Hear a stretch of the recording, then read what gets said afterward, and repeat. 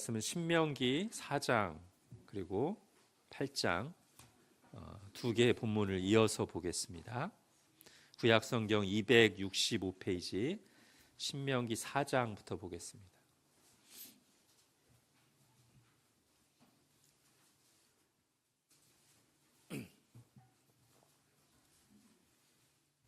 신명기 4장 1절부터 8절까지 하나님의 말씀을 제가 읽겠습니다.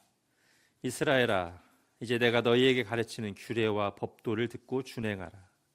그리하면 너희가 살 것이요 너희 조상의 하나님 여호와께서 너희에게 주시는 땅에 들어가서 그것을 얻게 되리라. 내가 너희에게 명령하는 말을 너희는 가감하지 말고 내가 너희에게 내리는 너희 하나님 여호와의 명령을 지키라. 여호와께서 바알부올의 일로 말미암아 행하신 바를 너희가 눈으로 보았거니와 바알부올을 따른 모든 사람을 너희의 하나님 여호와께서 너희 가운데에서 멸망시키셨으되 오직 너희의 하나님 여호와께부터 떠나지 않은 너희는 오늘까지 다 생존하였느니라. 내가 나의 하나님 여호와께서 명령하신 대로 규례와 법도를 너희에게 가르쳤나니 이는 너희가 들어가서 기업으로 차지할 땅에서 그대로 행하게 하려 함인즉 너희는 지켜 행하라. 이것이 여러 민족 앞에서 너희의 지혜요 너희의 지식이라.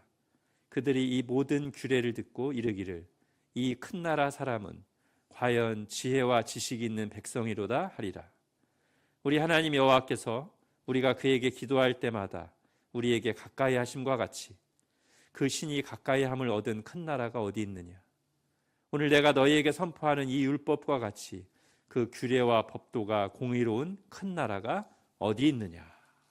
자, 이어서 신명기 8장으로 가겠습니다. 신명기 8장 11절부터 20절까지 제가 이어서 하나님 말씀을 읽겠습니다. 내가 오늘 내게 명하는 여호와의 명령과 법도와 규례를 지키지 아니하고 내 하나님 여호와를 잊어버리지 않도록 삼갈지어다. 내가 먹어서 배부르고 아름다운 집을 짓고 거주하게 되며 또 내 소와 양이 번성하며 내 은금이 증식되며 내 소유가 다 풍성하게 될 때 내 마음이 교만하여 내 하나님 여호와를 잊어버릴까 염려하노라. 여호와는 너를 애굽 땅 종되었던 집에서 이끌어내시고 너를 인도하여 그 광대하고 위험한 광야 곧 불뱀과 전갈이 있고 물이 없는 간조한 땅을 지나게 하셨으며 또 너를 위하여 단단한 반석에서 물을 내셨으며 내 조상들도 알지 못하던 만나를 광야에서 내게 먹이셨나니 이는 다 너를 낮추시며 너를 시험하사 마침내 내게 복을 주려 하심이었느니라. 그러나 내가 마음에 이르기를 내 능력과 내 손의 힘으로 내가 이 재물을 얻었다 말할 것이라. 내 하나님 여호와를 기억하라. 그가 내게 재물 얻을 능력을 주셨음이라. 이같이 하심은 내 조상들에게 맹세하신 언약을 오늘과 같이 이루려 하심이니라. 내가 만일 내 하나님 여호와를 잊어버리고 다른 신들을 따라 그들을 섬기며 그들에게 절하면 내가 너희에게 증거하노니 너희가 반드시 멸망할 것이라. 여호와께서 너희 앞에서 멸망시키신 민족들 같이 너희도 멸망하리니 이는 너희가 너희의 하나님 여호와의 목소리를 청종하지 아니함이니라. 아멘.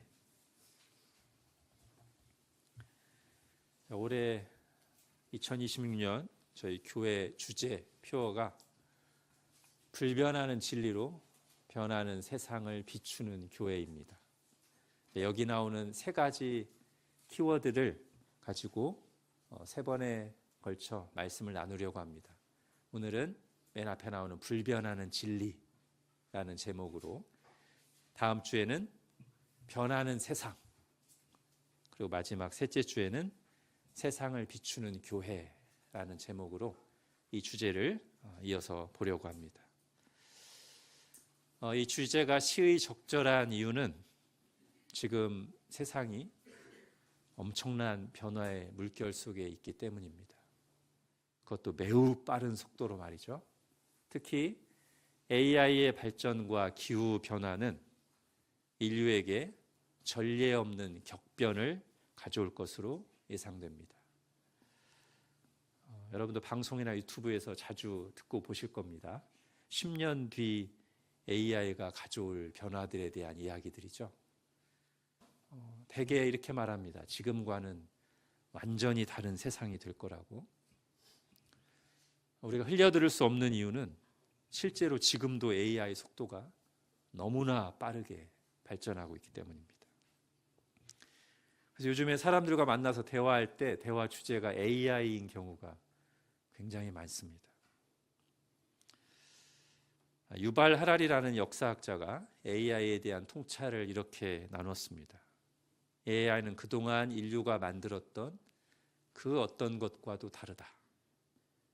이제 AI가 어느 선을 넘어서게 되면 AI는 스스로 창조하는 존재가 된다.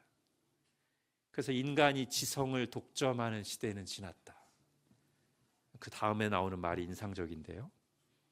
인류는 처음으로 자신 외, 즉 인간 외에 지적 활동을 하고 문화를 창조해내는 존재와 공존하게 되었다. 자, 많은 영역에서 AI가 인간을 대체할 것이고 나아가 인간을 넘어설 것입니다. 이미 그런 모습들이 나타나기도 하지만 앞으로 우리가 맞닥뜨릴 훨씬 더 광범위하고 실제적인 변화를 생각한다면 우리는 그 엄청난 변화의 입구에 서 있다고 말하는 게 맞을 것 같습니다. 이렇게 다가올 격변의 입구에서 어떤 사람들은 앞으로 세상이 더 편해질 것이다 라는 기대도 가지고 또 다른 면에서는 두려움과 불안도 느낍니다. AI가 악용될 것에 대한 많은 염려가 실제로 있죠. 인간의 자리가 위협받을 것이라는 불안함이 있습니다. 어쩌면 인간이 스스로 감당할 수 없는 문을 열어젖힌 것이 아닌가 하는 두려움이 있는 것이죠. 그러면 교회는 이런 변화를 어떻게 바라보고 대응해야 될까요? 오늘 하나님의 말씀에서 그 길을 찾고자 합니다. 자, 오늘 본문에도 엄청난 변화를 앞두고 있는 사람들이 나옵니다. 이스라엘이죠. 이들은 40년간의 광야 생활을 마치고 지금 가나안 땅이 보이는 곳에 서 있습니다. 수십 년간 삶의 터전이었던 익숙한 광야에서 텐트 치고 이동하던 생활을 종식하고 이제는 처음 보는 가나안 땅에 들어가서 정착 생활을 할 예정입니다. 이들에게는 완전히 미지의 세계죠.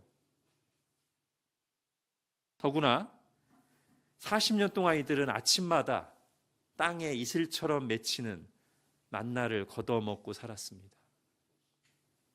그런데 이제 가나안 땅에 들어가면 땅을 일구고 씨를 뿌리고 거두어 먹어야 합니다. 광야 생활에서는 한 번도 해본 적이 없는, 수십 년간 한 번도 해본 적이 없는 일을 해야 돼요. 지금 이스라엘 민족 전체가 처음 들어간 장소에서 완전히 새로운 생활 방식으로 살아야 됩니다. 평생 살았던 거와는 다른, 완전히 다른 환경에서 전혀 다른 라이프 스타일로 살아야 돼요. 근데 이스라엘에게는 이건 못지않게 또 큰 변화가 한 가지 더 있는데, 그동안은 하나님과 직접 소통하던 모세라는 큰 지도자가 그들에게 있어서 40년간 그들을 이끌었습니다. 근데 모세는 가나안 땅에 들어가지 않을 것입니다. 이제 앞으로의 그들의 삶은 모세가 부재한 상황이죠. 엄청난 변화 아닙니까? 지금 이스라엘은 개인적인 삶의 변화를 넘어 어떤 시대적인 변화, 역사의 전환점을 맞이하고 있습니다. 이렇게 모든 것이 급변하는 상황에서 이스라엘 백성들은 어떻게 살아야 될까요? 오늘 말씀은 바로 그런 변화를 앞둔 이스라엘에게 주시는 말씀입니다. 1절, 4장 1절을 같이 한번 읽어보겠습니다. 시작. 이스라엘아, 이제 내가 너희에게 가르치는 규례와 법도를 듣고 준행하라. 그리하면 너희가 살 것이요 너희 조상의 하나님 여호와께서 너희에게 주시는 땅에 들어가서 그것을 얻게 되리라. 자, 먼저 분명히 하고 갈 게 있습니다. 하나님은 이스라엘이 앞으로 겪을 변화를 다 알고 계십니다. 이스라엘에게 미지의 세계지 하나님께도 미지의 세계인 건 아닙니다. 또한 하나님은 그들의 불안한 마음을 아십니다. 그리고 그런 불안과 두려움 속에서 그들이 뭐를 놓치기 쉬운지도 정확히 알고 계십니다. 그래서 하나님은 이 급변하는 상황에서 그들이 길을 잃지 않고 살기 위해서 굳게 붙들어야 할 것이 무엇인지를 다시 한번 들려주십니다. 내가 너희에게 가르치는 규례와 법도를 준행하라. 그리하면 너희가 살 것이요. 여기서 말하는 규례와 법도는 새로운 게 아닙니다. 광야 기간 동안에 이미 주신 거죠. 신명기가 사실 그런 책이에요. 앞에서 이미 주셨던 말씀, 언약을 다시 한번 강조하고 반복하는 게 신명기입니다. 따라서 지금 하나님의 말씀은 번역하면 이런 뜻입니다. 너희에게는 이미 든든한 생명줄이 있다.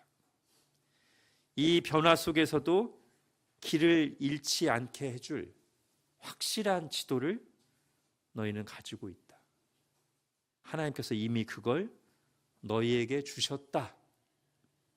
그러니 그걸 굳게 붙들어라. 그러면 어떤 변화와 달라진 환경 속에서도 너희가 살 것이다. 아마 이렇게 비유해도 좋을 것 같습니다. 유독가스가 막 이렇게 퍼지고 올라오고 있어요. 손에는 이미 받은 최상급 방독면을 들고 있습니다. 그런데 사람들이 우왕좌왕하고 막 가스가 올라오니까 정신을 못 차려가지고 아이고 어떡해 하면서 방독면을 손에 들고 아이고 어떡해 우왕좌왕하다가 막 눈물 콧물 쏟고 하고 있는 상황에서 여러분 우리가 무슨 말을 해줄 수 있을까요? Don't worry. 너 이미 손에 최고급 방독면 가지고 있잖아. 그거 써. 그러면 산다. 지금 하나님이 그 말씀을 하시는 거죠. 모세는 과거 경험을 통해서 그거를 가르칩니다. 3절입니다. 40년 광야 생활 중에 겪었던 수많은 일들 중에서 모세가 하나만 딱 택해서 요점만 말합니다. 바알 부올이라는 사건인데요. 뭐냐면 이스라엘 사람들이 주변 민족들의 유혹에 휩쓸려서 하나님의 말씀을 떠나 우상 숭배에 빠졌던 일입니다. 그때 많은 사람들이 거기 휩쓸려서 죽었습니다. 그러나 지금 여기 모세의 말을 듣고 있는 사람들은 어떻게 그때 죽지 않고 살아서 오늘 약속의 땅 앞까지 오게 되었는가? 4절에서 말하고 있습니다. 4절 같이 읽겠습니다. 시작. 오직 너희의 하나님 여호와께 붙어 떠나지 않은 너희는 오늘까지 다 생존하였느니라. 예, 하나님을 떠나지 않고 꼭 붙잡고 있어서 살았다는 거예요. 그걸 기억하라는 겁니다. 앞으로 가나안 땅 들어가서도 여러 가지 상황이 변하겠지만 하나님께 꼭 붙어 있어라. 환경은 바뀌고 모세는 떠나지만 모세를 통해 주신 하나님의 말씀이 너희에게 있으니 그것을 꼭 붙들어라. 그러면 살리라 말씀하시는 거예요. 그러면서 다시 한번 그들에게 이미 있는 것, 그들이 하나님께 받은 놀라운 특권과 은혜를 상기시킵니다. 7절, 8절 같이 읽겠습니다. 시작. 우리 하나님 여호와께서 우리가 그에게 기도할 때마다 우리에게 가까이 하심과 같이 그 신이 가까이 함을 얻은 큰 나라가 어디 있느냐? 오늘 내가 너희에게 선포하는 이 율법과 같이 그 규례와 법도가 공의로운 큰 나라가 어디 있느냐. 아멘.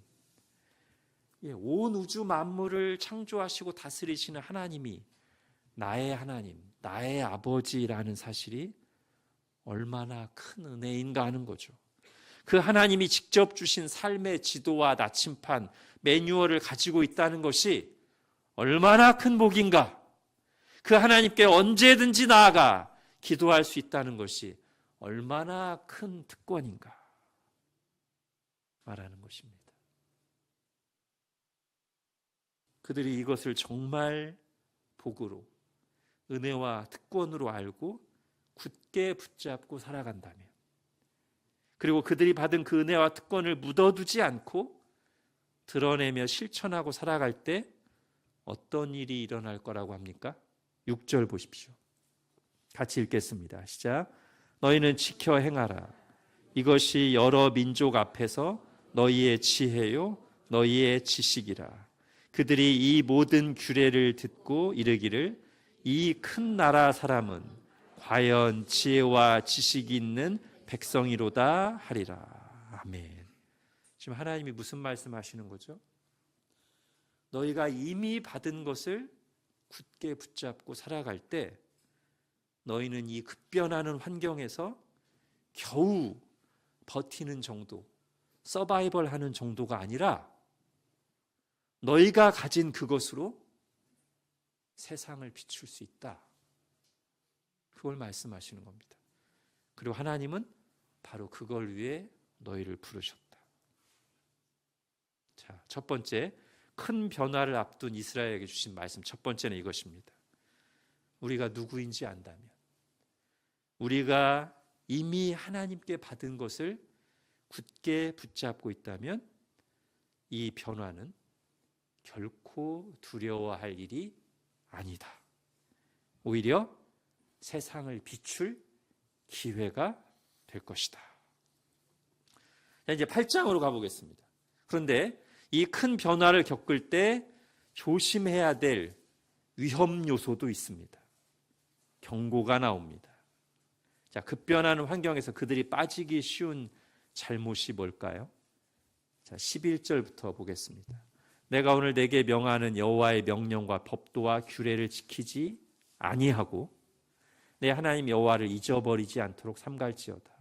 내가 먹어서 배부르고 아름다운 집을 짓고 거주하게 되며 또 내 소와 양이 번성하며 내 은금이 증식되며 내 소유가 다 풍부하게 될 때 내 마음이 교만하여 내 하나님 여호와를 잊어버릴까 염려하노라. 자, 변화의 때 어떤 큰 위험이 도사리고 있어요? 하나님을 잊어버릴 위험입니다. 하나님을 의지하지 않을 수 없었던 광야에서의 고된 시간이 지나고 이제 가나안 땅에 정착해서 배부르고 등 따스운 시간을 보내다 보면 마음이 교만해져서 하나님을 잊어버리게 될 수 있다고 경고합니다. 특히 그들에게 일어난 생활 방식의 변화, 어떤 생활 방식의 변화죠?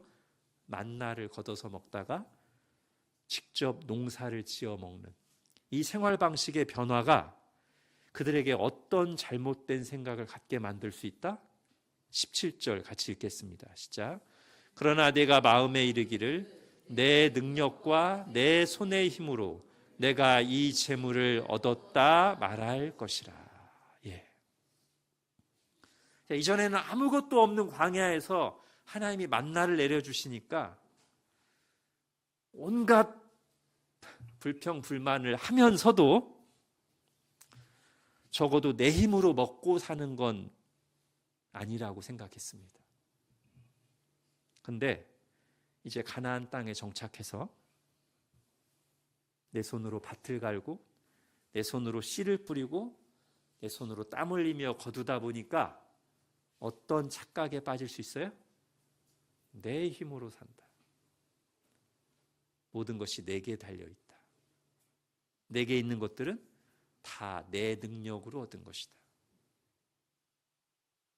열심히 일하시는 여러분들 어떻게 생각하십니까? 사실은 하나님이 다 차려주시고 나는 숟가락을 얹었을 뿐인데, 하나님이 하늘과 땅을 지으시고 햇빛과 비를 내려주시고 내가 땅에 심은 씨앗, 그 씨앗이 가진 생명력, 내가 심기만 하면 자라나서 열매를 맺는 그 생명은 하나님이 주신 것이고, 또 그런 모든 일을 할 수 있는 나의 재능과 건강 다 하나님이 주신 것인데, 나는 거기 숟가락만 얹었을 뿐인데 마치 모든 게 원래부터 있었고 전부 다 내가 만든 것처럼, 전부 다 내 힘으로 된 것처럼 착각하곤 한다는 거죠. 이게 성경이 말하는 교만입니다. 자, 40년간 광야에서 만나를 주신 이유가 뭐죠?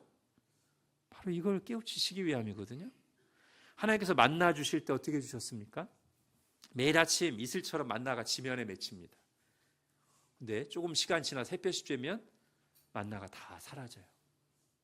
그래서 이 사람들은 아침마다 나가서 만나를 거둬야 되는데 반드시 하루 먹을 만큼만 거둬야 됩니다. 만약에 남겨뒀다 내일도 먹으려고 쌓아두게 되면 하루만 지나면 벌레가 생기고 냄새가 나서 못 먹게 돼요. 자, 하나님이 왜 이런 식으로 만나를 주셨을까요? 매일매일 믿음으로 살게 하시려고요. 어떤 믿음이요? 쌓아둔 양식을 믿는 게 아니라 매일 하나님이 나를 도우시고 내 필요를 채워주신다는 믿음으로 살게 하시려고요. 6째 날에는 이틀치를 거두게 하셨습니다. 그리고 그날은 이틀치 거둬넣어서 하루치 남겨놔도 다음날 썩지 않았어요. 그리고 다음 날에 7째 날에는 만나가 내리지 않습니다. 그러니까 하나님이 나가지 말라고 하십니다. 자, 이건 또 왜 그렇게 하셨죠? 7째 날이 무슨 날이기 때문에? 안식일이니까요.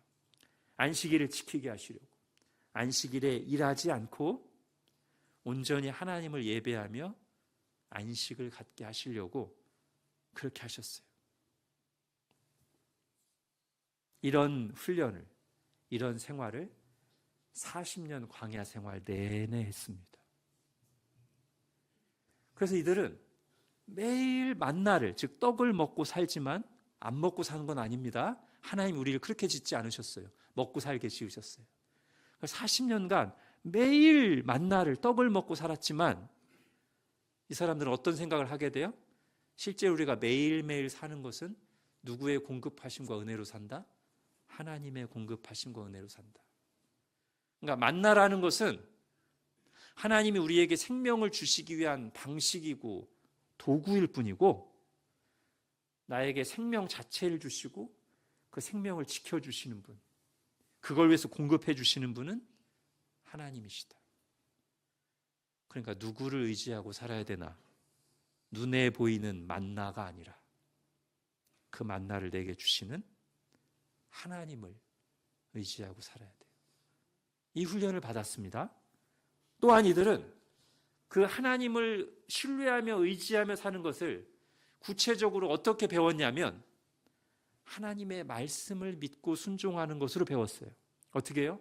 매일 아침 만나를 주시겠다는 말씀을 믿고 만나를 거두러 나가고, 내일도 만나를 주시겠다는 말씀을 믿고 오늘 만나를 쌓아두지 않고, 안식일에는 만나를 거두지 않아도 살 수 있게 하신다는 것을 믿고 안식일에는 만나를 거두러 나가지 않는 것으로,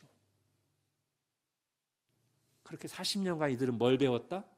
하나님의 말씀은 그들의 영혼을 살게 할 뿐만 아니라 실제 생활에서도 그들이 살아가는 방식이라는 것을 배웠습니다. 말 그대로 하나님의 말씀으로 사는 법을 배웠어요. 그래서 하나님께서 광야 생활을 마치시면서 신명기 8장 3절에 뭐라고 말씀하십니까? 같이 읽겠습니다. 시작.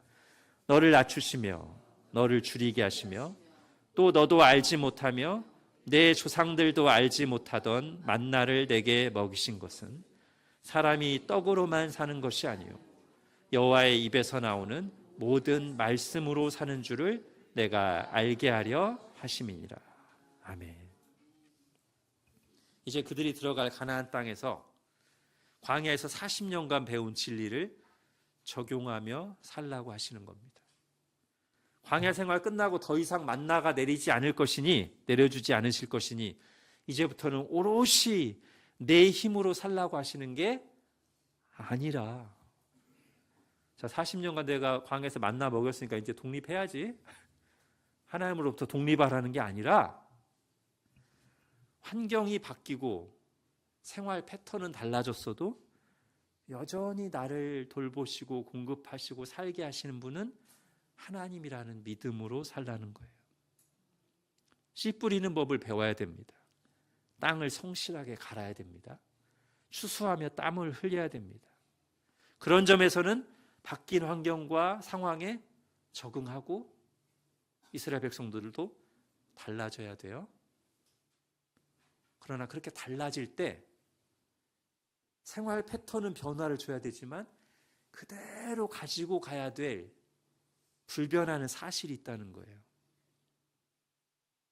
온 우주 만물을 다스리시고 나의 생사복을 주관하시는 하나님, 그분께 나의 삶이 달려있다는 거예요. 공급하시는 방식이 바뀐 거지 공급자가 바뀐 게 아닙니다. 생활 환경은 달라졌어도 우리의 삶을 책임지시는 보호자는 여전히 하나님이시다. 그런데 여러분, 이스라엘이 광야에서 가나안 땅으로 엄청나게 생활의 패턴이 바뀌면서 들어갈 때 이렇게 생각했다고 한번 해볼까요? 광야에서는 하나님이 만나를 내려주셨을지 몰라도 가나안 땅의 완전히 다른 경제 시스템과 생활 방식에서는 하나님도 큰 도움이 되지 못할 거야. 이렇게 생각한다면 하나님을 너무 작게 보는 거 아닙니까?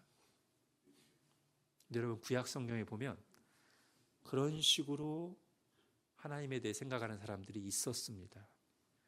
열왕기상 20장에 보면 아람과 북이스라엘이 전쟁을 합니다.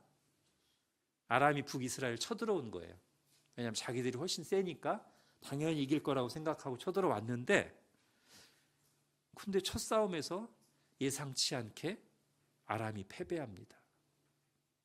그때 아람의 대신들이, 아람의 관료들이 패배의 원인을 이렇게 분석하며 왕에게 말합니다. 그럼 핸드아웃에 열왕기상 20장 23절 같이 읽겠습니다. 시작.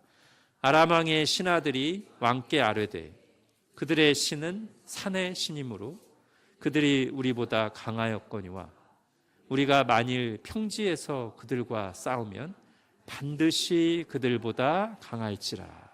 예. 이스라엘의 신 여호와는 어떤 신이다? 산의 신, 산지의 신이에요. 그래서 첫 싸움, 산지에서 싸울 때 이스라엘을 도와서 힘을 발휘했다는 거예요. 그러나 만약에 장소를 산이 아니라 평지로 바꾸면 여호와 하나님이 제대로 힘쓰지 못할 것이다. 자, 이 말을 들은 아람 왕이 그럴듯하게 여겼습니다. 옳거니 다시 대군을 이끌고 이제 골짜기에서 싸움을 벌이기 위해서 갔습니다. 어떻게 됐을까요? 하나님이 아람 사람들이 주고받는 말을 들으셨어요. 발끈하셨습니다. 그래서 선지자를 보내서 이스라엘 왕에게 이렇게 말씀하십니다. 열왕기상 20장 28절 같이 읽겠습니다. 시작. 그때 하나님의 사람이 이스라엘 왕에게 나와 말하여 이르되 여호와의 말씀에 아람 사람이 말하기를 여호와는 산의 신이요 골짜기의 신은 아니라 하는도다. 그러므로 내가 이 큰 군대를 다 내 손에 넘기리니 너희는 내가 여호와인 줄을 알리라 하셨나이다 하니라. 아멘. 하나님은 감히 하나님을 산의 신 정도로 알고 있는 사람들, 즉 하나님을 어떤 제한된 장소, 특정한 환경에서만 능력을 발휘할 수 있는 신으로 작게 보는 사람들에게 그렇지 않다는 것을 보여주시기 위해 아람의 10만 대군을 괴멸시키십니다. 여러분, 아람 사람들이 했던 생각, 말을 한번 다시 생각해 보십시오. 언뜻 유치하고 우스꽝스럽게 들릴 수 있지만 어쩌면 우리가 이와 비슷하게 생각할 때가 많지 않은지 돌아보게 됩니다. 즉, 환경이 바뀌면, 특히 내가 처한 이 특별한 상황에서는 하나님도 어쩌지 못할 것이다 라는 생각을 하곤 하죠. 이 문제에서는 하나님도 별 도움이 안 될 것이다. 그러다 보면 우리는 장소에 따라, 상황에 따라 의지하는 대상을 갈아 끼우게 됩니다. 교회 일을 할 때는, 영적인 영역에서는 하나님을 의지하고 말씀의 원리를 따르려고 하지만, 직장에서는, 학교에서는 하나님을 의지하거나 말씀의 원리를 따르기보다 세상에서 하는 방식을 그대로 따르려 하기가 쉽다는 거죠. 심지어 그 방식이 하나님을 믿는 우리의 신앙에 안 맞을지라도, 말씀과 어긋날지라도 어쩔 수 없다는 듯이 따르는 거예요. 하나님은 교회의 신이시고 여기는 세상이고 직장이니까. 여러분, 이스라엘이 가나안 땅에 들어가서 우상 숭배를 한 이유가 그것이 아니겠습니까? 가나안 땅에 정착하고 보니 땅의 소출, 땅의 수확량, 매출을 늘리기 위해서는 여기 이 땅 사람들이 오랫동안 해왔던 방법이 있더라는 거예요. 그걸 따라야 된다는 거죠. 그게 뭐죠? 바알에게 제사를 지내는 것입니다. 광야에서는 하나님이 만나를 내려주셨지만 여기 가나안 땅에서는 바알에게 제사 지내야 농사가 잘 되고 소출, 매출이 많아진다고 하니까 그렇게 했다는 거예요. 자, 큰 변화를 앞둔 이스라엘에게 주신 두 번째 말씀은 경고입니다. 어떤 경고죠? 만일 너희가 하나님을 광야의 신, 산의 신 정도로 작게 보면 너희는 가나안 땅에 들어가고 평지에서 싸우게 될 때, 즉 환경이 바뀔 때마다 두려워하며 의지하는 대상을 갈아 끼우게 될 것이다. 즉 너희가 하나님을 작게 보면 우상 숭배에 빠지게 될 것이다. 경고하시는 겁니다.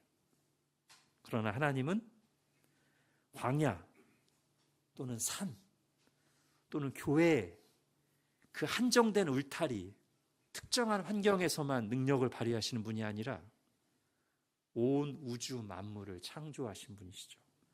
모든 시간, 모든 장소, 모든 환경에서 일하시는 하나님이십니다. 우리의 생사화복은 바로 그분께 달려 있습니다. 자, 우리가 이스라엘을 반면교사 삼아야 될 텐데요. 가나안 땅에 들어가서 주변 나라들에게 빛을 비출 수도 있었던 그들인데 오히려 가나안 땅의 그 변화된 환경, 그 변화에 눌리고 압도돼서 길을 잃어버렸어요. 이유가 뭐죠? 이미 그들이 가지고 있는 것이 얼마나 크고 좋은 것인가를 알지 못했습니다.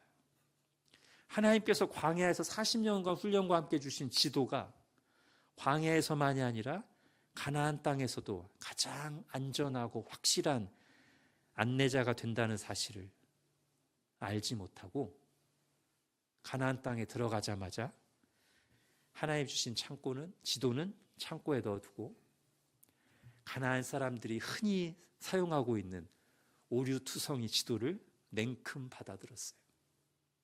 그래서 그들이 빠지는 수렁에 함께 빠지고 그들이 휩쓸려가는 급류에 함께 휩쓸려갔습니다. 그러니 어떻게 세상을 비출 수 있겠어요? 자기도 같이 급류에 떠내려가고 있으면서 어떻게 떠내려가는 다른 사람을 구할 수 있겠냐고요. 다른 급류에서 사람들을 구할 수 있는 방식은 한 손은 절대 흔들리지 않는 견고한 기둥을 굳게 붙잡고, 할 수만 있다면 더 가까이, 가장 좋은 건 내 몸이 아예 거기에 꽁꽁 묶여 있는 거죠. 그 상태에서 떠내려가는 사람들에게 마음을 주면서 손을 잡아줄 때라야만 급류 속에서 다른 사람들을 구할 수 있습니다. 이게 교회가 할 일입니다. 교회는 시시각각 변하는 유행에 맞추어 따라가는 곳이 아니라 어떤 시대, 어떤 환경에서도 불변하는 진리 위에 굳게 뿌리내리고 있을 때 영광스럽고 세상을 비출 수 있습니다. 100년, 200년, 1000년이 지나면서 교회의 건물 형태, 사용하는 악기, 예배 도구들은 바뀌겠지만, 또 우리가 AI도 적절히 활용해야 되겠지만, 그 오랜 시간이 지나더라도, 아무리 세상이 바뀌더라도 여전히 변하지 않는 것, 여전히 그대로인 불변하는 진리를 지닌 곳이어야 합니다. 그게 뭐예요? 하나님이 계시다는 거죠. 온 우주 만물을 창조하고 다스리시는 하나님. 그 하나님께서 당신의 뜻을 기록한 말씀을 우리에게 주셨고, 하나님께서는 그 말씀대로 세상과 각 사람을 다스리시고 역사 속에서 그 말씀을 성취해 가신다는 사실, 그리고 하나님의 백성들인 우리들은 바로 그 말씀을 붙잡고 하나님께 나아가 언제든지 기도할 수 있으며, 하나님은 우리의 기도를 사용하셔서 기록된 말씀을 성취해 가신다는 사실. 또 하나, 하나님은 우리가 앞으로 맞닥뜨릴 모든 변화들을 다 알고 계시고, 그 변화 속에서 두려워할 우리의 연약함도 다 알고 계시다는 사실. 그러니 세상이 급변한다고 해서, 환경이 바뀐다고 해서 너무 두려워하지는 맙시다. 급류만 보지 말고 그 급류에도 절대 끄떡하지 않는 든든한 반석이 우리에게 있다는 사실을 기억합시다. 그렇게 우리가 볼 수 있다면 급변하는 환경은 오히려 우리에게 불변하는 진리를 드러낼 수 있는 좋은 기회가 될 수 있습니다. 제가 설교 서두에서 말했던 역사학자 유발 하라리는 AI의 발전이 가져올 변화에 대해서 뛰어난 통찰을 보여주긴 했지만, 그가 놓친 중요한 사실이 있어요. 그가 뭐라고 했죠?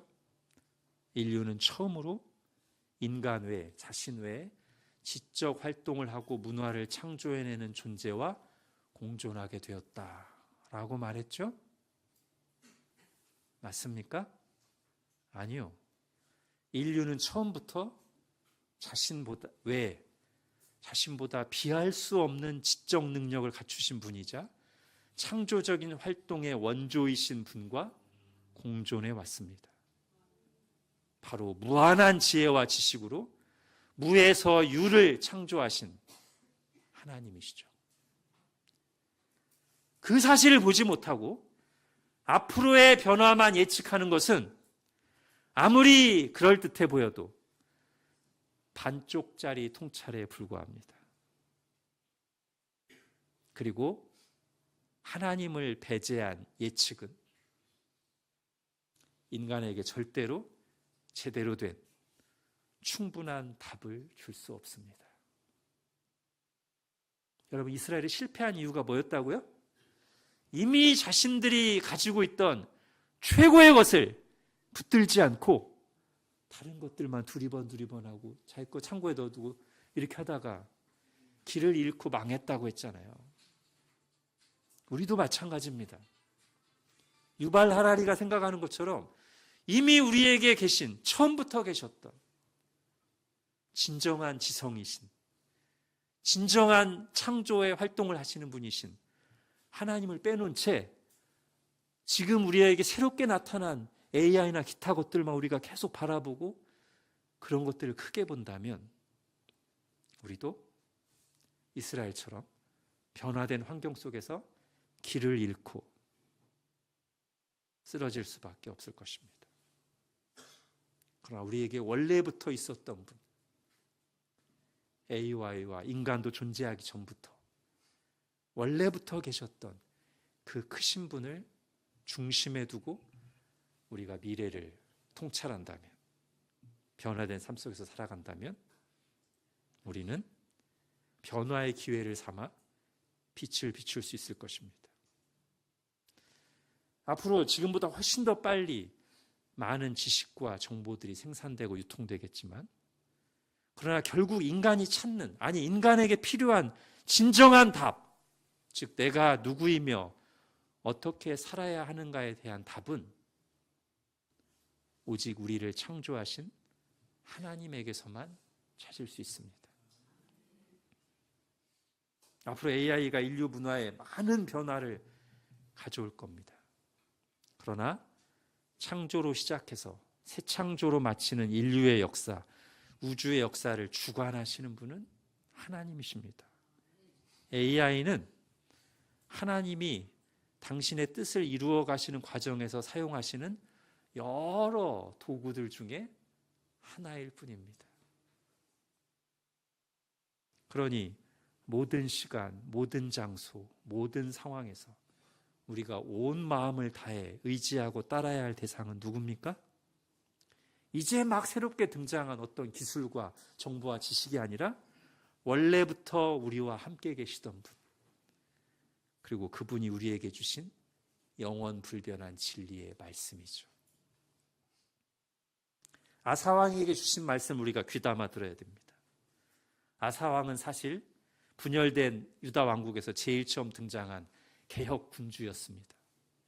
한때 하나님을 의지했다가 상황이 바뀌자 하나님이 아닌 눈에 보이는 다른 세력을 의지하려 했습니다.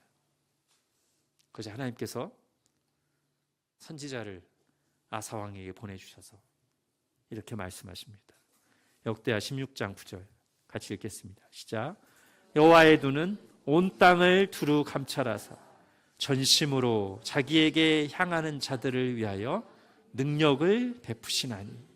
아멘. 지금 이 달라진 환경 속에서도 누구를 전심으로 의지하라? 하나님을 의지하라는 겁니다. 앞으로 슈퍼 인공지능이 등장하고 지금보다 훨씬 더 많은 지식과 정보와 데이터가 쌓이더라도 참된 지혜란 무엇인가에 대한 답은 변함없이 성경이 가르쳐주는 대로입니다. 잠언 9장 10절 읽겠습니다. 시작. 여호와를 경외하는 것이 지혜의 근본이요 거룩하신 자를 아는 것이 명철이니라. 아멘. 우리의 영혼이 거듭나서 영원한 하나님 나라에 들어가는 구원은 많은 정보와 첨단 기술이 아니라 오직 우리를 사랑하사 독생자를 십자가에 내어주신 하나님의 은혜로만 가능합니다. 교회는 이미 하나님으로부터 그 은혜를 받은 사람들입니다. 모든 시대, 모든 장소, 모든 상황에서 변함없이 진리인 하나님의 말씀을 우리가 이미 받았고 우리는 그것을 믿고 있는 사람들입니다. 그 불변하는 진리로 변하는 세상을 비추라는 부르심을 받은 공동체가 우리 곧 교회입니다. 기도하겠습니다. 하나님, 이스라엘이 광야에서 정착 생활로 만나를 먹다가 농사를 지어 먹는 생활로 크게 바뀌는 상황에서 광야에서 함께 하신 하나님을 그리고 그때 주신 말씀을 굳게 붙들었더라면 변화된 환경에서도 살아남을 뿐 아니라 서바이벌 하는 것을 넘어 그들이 가진 그 위대한 것으로 주변 나라들을 비추었을 터인데 그들이 하나님을 작게 보고 그들에게 이미 있는 것이 얼마나 크고 놀라운 것인가를 헤아리지 못하고 변화된 환경에 정신을 빼앗겼을 때 그들이 실패할 수밖에 없었습니다. 하나님, 우리가 그들의 실패를 반면교사 삼아 우리 또한 전례 없는 격변을 앞두고 있는 이 상황에서 두려워하고 한눈 파는 것이 아니라 이 모든 것이 존재하기 전부터 원래부터 계셨던 하나님, 그리고 그 하나님이 주신 모든 시대, 모든 장소, 모든 환경에 변함없는 진리인 하나님의 말씀이 우리에게 있으니 우리가 하나님께 꼭 붙어 있고 하나님의 말씀을 굳게 붙잡고 이 변화된 환경에서 살아가고 빛을 비추게 하여 주옵소서. 예수님의 이름으로